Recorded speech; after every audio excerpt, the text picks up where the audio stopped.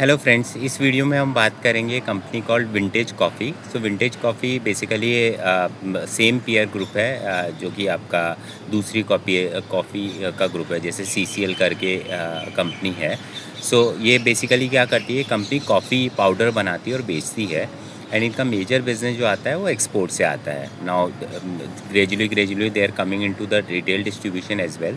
सो अगर आप अमेज़ॉन पे जाओगे तो वहाँ पे आपको इसका प्रोडक्ट मिल जाएगा। नाउ फ्रॉम ग्रोथ पर्सपेक्टिव से अगर हम देखेंगे तो company is doing really well. अगर पिछले साल का वाई ग्रोथ देखेंगे रेवेन्यू का, तो revenue has increase by 71%। And company को ऑपरेटिंग लिवरेज भी मिला है। सो बेसिस डैट उनका एबिटा जो इंक्रीज़ हुआ है वो 83% हुआ है। PAT increase is lower than the EBITDA increase, because EBITDA increase 83% है, whereas PAT increase is 53%। उसका मेजर रीज़न ये है कि टैक्स रेट चेंज हुआ है last year due to whatever accumulated losses, और जिस भी वजह से उनका जो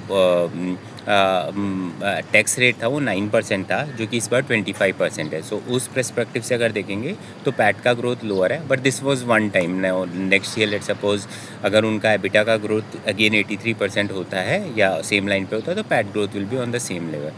अगर ईपीएस ग्रोथ की बात करें तो ईपीएस का ग्रोथ इज़ 31% वर्सेस पैट का ग्रोथ। उसका रीज़न ये है कि कंपनी क्यूआईपी के लिए आई थी लास्ट ईयर, एंड क्यूआईपी में चूँकि इक्विटी बेस बढ़ गया तो जितनी पैट की ग्रोथ है उतनी ईपीएस में ट्रांसलेट नहीं हुई। This is again one time, because हर साल कंपनी क्यूआईपी नहीं करने वाली है, तो definitely that growth again will translate. Now coming to the PE of the company, so current PE of the company is 31. So irrespective of one-time increase in the tax rate and the QIP dilution, even then if I'll compare, the EPS growth was 31% and the PE is 31. So from that perspective, PAG ratio comes 1, so which is I think becomes a decent deal. If I'll come to the growth perspective of the company, so company is doing entire pull driven capex wherein they are investing big time.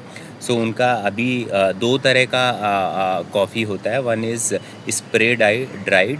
So spray dried coffee में उनका capacity वो increase कर रहे हैं 6,500 से 11,000, जो कि इसी साल के क्वार्टर एंड पे हो जाएगा। So that will help them in terms of the growth for next year. At the same time they are investing in to the cold dried और फ्रीज ड्राइड कॉफ़ी, और जिसमें कुछ वो 1100 करोड़ रुपए लगाएंगे और उसका कैपेसिटी कुछ 5,500 होगा, but that will take some time. So that's where they are investing in to the growth capex as well. So overall seems to be a good set of number, and the company is doing the investment in the right direction. So seems to be a good company.